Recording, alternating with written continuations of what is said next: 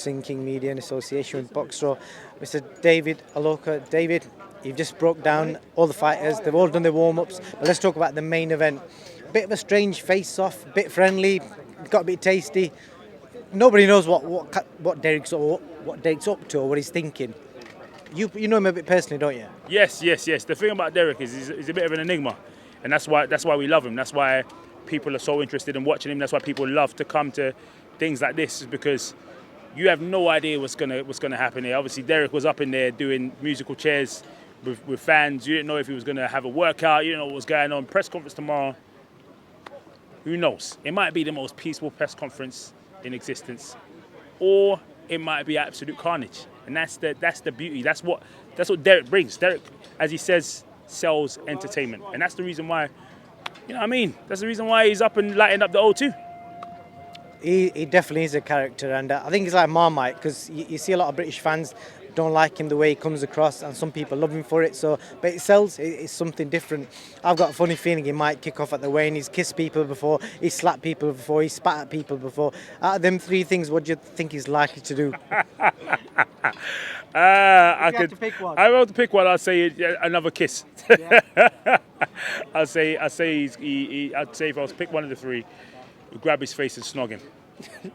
PULEV's got a history for kissing people as well, so it might work well, that. Yeah, the two things might mesh really well still. It's a very interesting fight because both characters have that edge. Do you understand what I'm saying? Both of the characters have that edge. There's a certain degree of respect between the two. But listen, make no mistake, Derek ain't coming to play. You understand what I'm saying? He ain't coming to play. He knows what a win means to him. And for his fans, the people that come out and pay money to see him fight every single time because of the entertainment that he brings. And so people do want to see a win, including me. Of course I want my guy to win. So hopefully we see that on Saturday night. You can't use terms such as my guy when you're like presenting and selling the show. So talk to me about the actual fight. Most people can't split him. I think the bookmakers can't split him either. Realistically, obviously they're both towards the end of their careers, but PULEV's never really been took out other than by AJ. It took AJ a lot of rounds to grind him down. Does CHISORA have that kind of power to take him out, or does PULEV have enough to maybe finish off what Joseph Parker couldn't? Listen, it just depends on the level of relentless pressure that Derek is able to bring to this, and the type of Kubrat Pulev we're going to see on the night. I think Kubrat Pulev is going to bring out the best Derek CHISORA, and I think Derek CHISORA is going to bring out the best in Kubrat Pulev, and that's why stylistically this is going to be such an emanating fight, such a fight that that's going to light up and gel very, very well. That's my prediction on this fight. It's tough to call which way it's going to go precisely, but I think we're going to be in for a very, very exciting fight because the two styles, the two characters match very, very well. Definitely, man.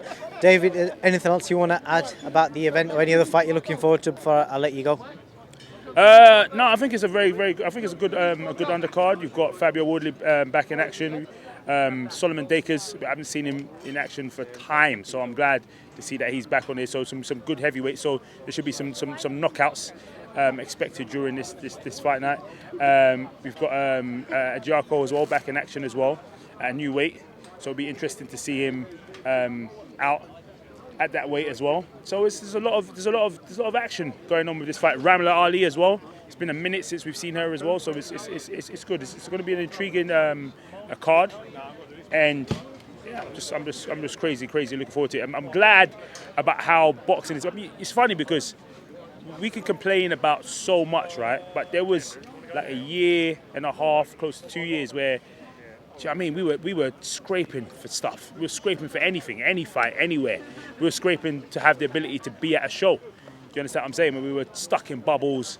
And I think it's easy for us that work in the media, but also for fans at home to forget about how starved we were of sport of boxing. So it's beautiful to be back out here in London with an active audience. You know what I'm saying? I mean, when the sun is shining, you know what I mean? You got to do what you got to do when the sun is shining, you know what I'm saying? But yeah, it's just good to be back.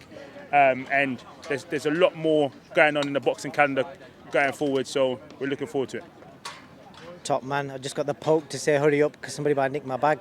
Last question, David. I think it's only fair that you share with the fans the kind of aftershave you use, because I've got to let everyone know this guy uses the best aftershave and he ain't cheap. Listen, you know what? To be honest with you, listen, your smell is your signature. I always say that because somebody will always remember that. You see what I'm saying? So it's very important to make sure you smell good. And so I've got quite a plethora of flagrant fragrances. That's what I'm trying to say here. It's sounding like Eubank Senior. But yeah, I've got quite a plethora of fragrances. One that I'm particularly in love with right now is called Essence Divine. It's by Givenchy. Top tier. On that note, thank you, David, and I hope I get some sort of sponsorship from them as well. Hopefully so.